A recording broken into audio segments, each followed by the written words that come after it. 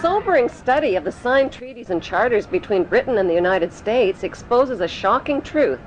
The United States has always been, and still is, a British Crown colony. King James I was famous not for just changing the Bible into the King James Version, but for signing the first Charter of Virginia in 1606. That charter granted America's British forefathers a license to settle and colonize America. The charter also guaranteed that future kings and queens of England would have sovereign authority over all the citizens and colonized land in America stolen from the Indians. After America declared its independence from Great Britain, the Treaty of 1783 was signed.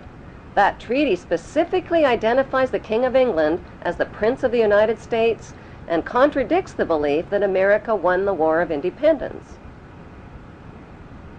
Although King George III of England gave up most of his claims over his American colonies, he kept his right to continue receiving payment for his business venture of colonizing America. If America had really won the War of Independence, they would never have agreed to pay debts and reparations to the King of England. When Congress passed the 13th Amendment to the Constitution, the U.S. President was made subservient to the King of England. The 13th Amendment is called the Title of Nobility Amendment and forbids U.S. presidents and their officials from using royal titles like king or prince or baron. For some mysterious reason, the 13th Amendment, which was ratified in 1810, no longer appears on current copies of the Constitution.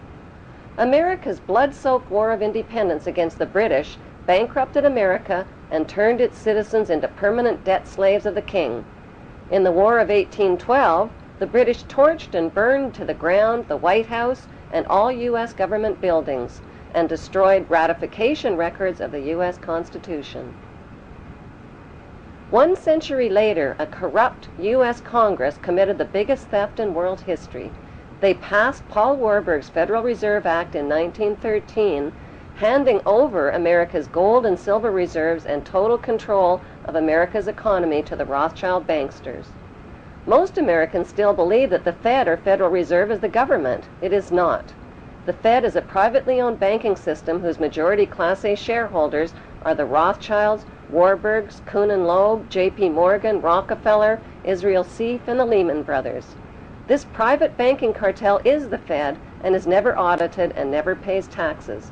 They print and design America's money, which displays their symbols of an Egyptian pyramid, a Masonic all-seeing eye, and the words "In God We Trust." Who exactly is the God they trust?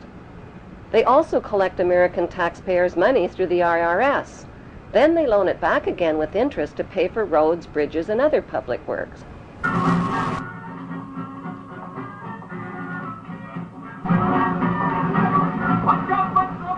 American presidents are handpicked and financed by these special interest power groups. Like George W. Bush, John Forbes Kerry, whose initials are JFK, is a member of Yale University's Skull and Bones Brotherhood.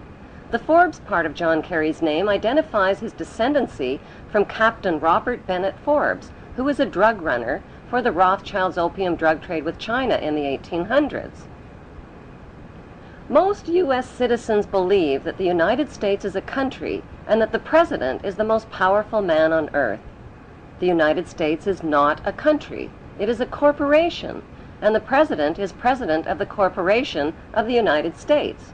He and his elected officials work for the corporation, not for the American people. Since the United States is a corporation, who owns the corporation of the United States? Like Canada and Australia, whose leaders are prime ministers of the Queen, and whose land is called Crown Land, the United States is just another Crown colony.